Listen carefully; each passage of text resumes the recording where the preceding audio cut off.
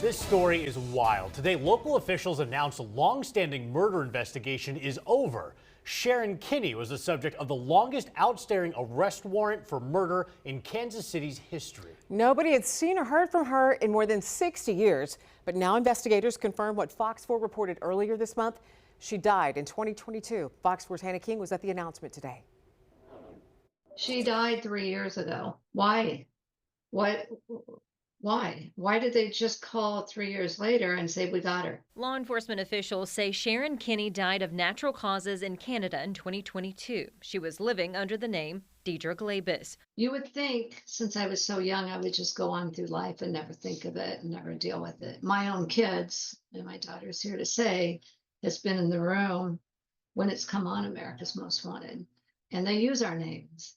And so my own kids have seen this, and I've told my kids at a very young age about this story.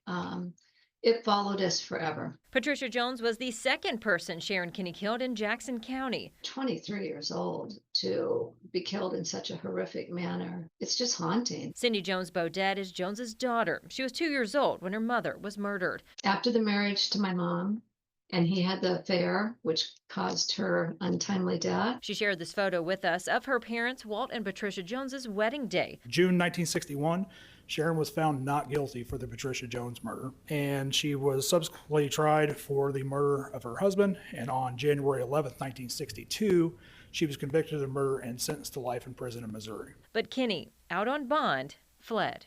And on September 18th, 1964, she shot and killed a man in a Mexico City hotel room and was arrested for the murder. Discovered in her Mexico City motel room was the murder weapon that killed Patricia Jones. Kinne was locked up for her murder in Mexico but escaped in 1969, never to be heard from or seen again. Cindy tells me she doesn't remember much about her mom, only things that she's been told over the years. She says she was liked by everyone in school. She also played the violin and the accordion, and both of those instruments Cindy has now.